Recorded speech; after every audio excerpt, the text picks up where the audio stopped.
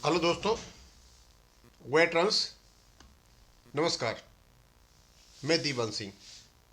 मैं आपको बताना चाहूँगा कि पाटनी जी को H S Bhatia, retired CM PNB Kota के मैनेजर है, पीएनबी कोई एक लेटर लिखा उन्होंने, कुछ शब्द लिखे। पाटनी जी नमस्कार, I want to know present status about one complaint filed by you with Central Vigilance Commission some days back. I retired from PNB as CM on 30/6/2015 and I haven't been allowed notional stagnation increment as per settlement signed on 25/5/2015 and in terms of IVA circular appended below, and I have returned to every authority but no result. I also want to submit complaint with Central Vigilance Commission।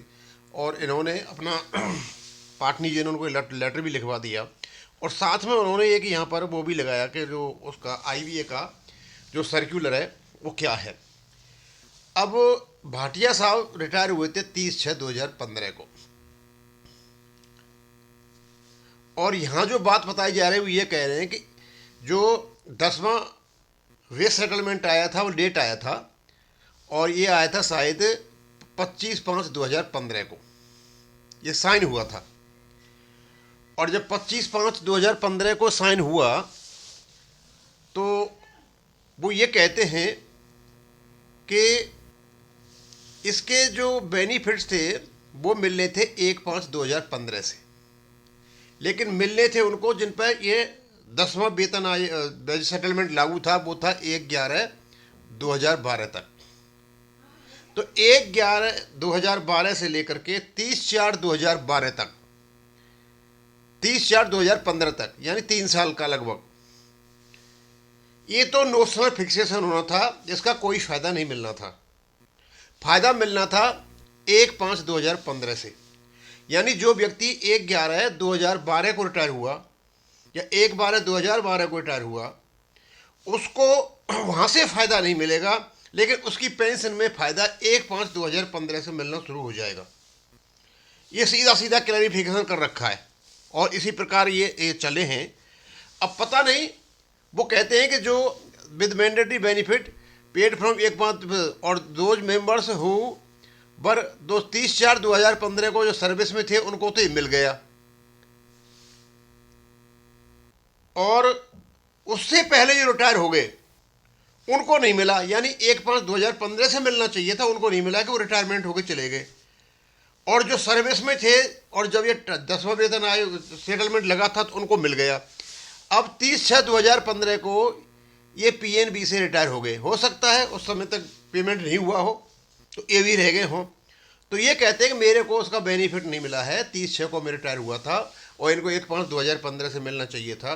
तो मैं सिर्फ ये clarification कर रहा हूँ क्योंकि इसकी बहुत ज़्यादा शिकायतें आ रही हैं और चीज़ों का बहुतों को पता नहीं है। जो 10वां बेस सेटलमेंट आया था वो 25/5/2015 को साइन हुआ था। स्वाभाविक सी बात है उसको इम्प्लीमेंटेशन होने में टाइम लग गया होगा। हो सकता है 30/6/2015 तक भी ये इम्प्लीमेंट नहीं हुआ हो और ये यहाँ से रिटायरमेंट हो गए हों।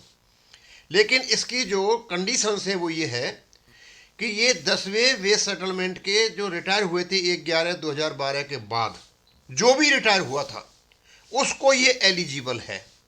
तो 1/11/2012 से लेकर के 30/4/2015 तक केवल आपका नोशनल फिक्सेशन होगा, उसका कोई भी आपके पेंशन में या कम्यूटेशन में या आपकी ग्रेजुटी में फ़ायदा नहीं मिलेगा। लेकिन जैसे ही 1 मई 2015 होगा वहाँ से आपकी पेंशन में इसको जुड़ना शुरू हो जाएगा।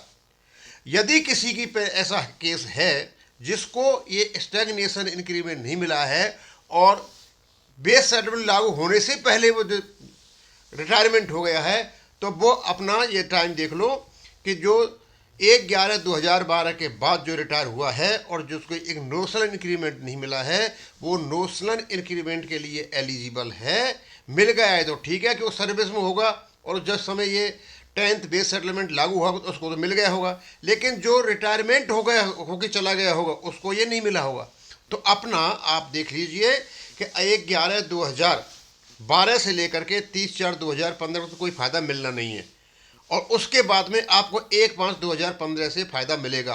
अब हो सकता है बहुत से लोग चले गए होंगे, पता नहीं होगा, 1/5/2015 से भी नहीं ले रखा होगा, तो 10 साल का एरियर मिलेगा उनको।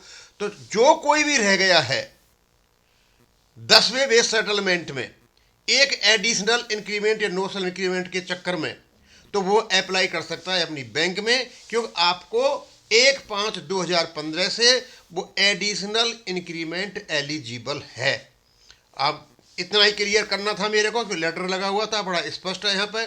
अब ये जो भाटिया साहब थे, ये चले गए थे 30/6/2015 को। हो सकता है जब ये गए हों, क्योंकि साइन हुआ था 25/5/2015 को, फिर फॉर्मेलिटीज होती हैं इसकी, तो उस समय तक रिटायर गए होंगे। उसके बाद में कहीं इसका पेमेंट हुआ होगा, फिक्सेशन हुआ होगा, तो ये भी रह गए होंगे, तो ये लिखते रहेंगे भाई मेरे को 1/5/2015 से इसका वो चाहिए, वो नहीं मिला है। तो ऐसे तो बहुत सारे केस होंगे। इसका मतलब एक बार है 2015 से लेकर 1/11/2012 से लेकर के, और जब ये 10वां बेस सेटलमेंट लागू हुआ था, यानी हो सकता है जून, ये जून की बात करें, जून में हो सकता है, जुलाई में हो सकता है, कब लागू, उससे पहले पहले जितने भी 3-4 साल में जितने भी पेंशन रिटायर हुए थे, इन सब पर लागू होता है। यदि कोई आप में से रह रहा है इस बीच का, तो आपको एक स्टैग्नेशन इंक्रीमेंट एलिजिबल है। ये लेटर पड़ा हुआ है, लेटर भी मेरे ख्याल में भाटिया साहब ने भेजा था, और ये सारा का सारा मैटर मेरे पास अपने पाटनी साहब ने भेजा था थोड़ा क्लैरिफाई करने के लिए। तो क्लैरिफिकेशन यही है कि यदि आप 1/11/2012 से लेकर और आप 25/5/2015 से पहले पहले, या आप समझ लीजिए 30/5/2015 से पहले पहले आप रिटायर हुए हो, इसके बीच में रिटायर हुए हो, तो आपको स्टैग्नेशन स्कीम नहीं मिला होगा। हो सकता है जून तक भी नहीं मिला हो, जैसे जून का बता रहे हैं 30/6 का। तो मैं यही मान के चलता हूँ 30/6/2015 तक किसी को इंक्रीमेंट नहीं मिला। इसके बीच में जितने भी लोग रिटायर हुए हैं, वो अपना देख लें कि आपको स्टैग्नेशन इंक्रीज मिला कि नहीं मिला, क्यों उसके फायदे आपको 1/5/2015 से मिलेंगे, और अभी तक नहीं मिला है। इस समय लेना चाहते हो, कम से कम 10 साल के आपको उसके एरियर भी मिलेंगे। अब मैं यही खत्म करूंगा। थैंक यू, धन्यवाद।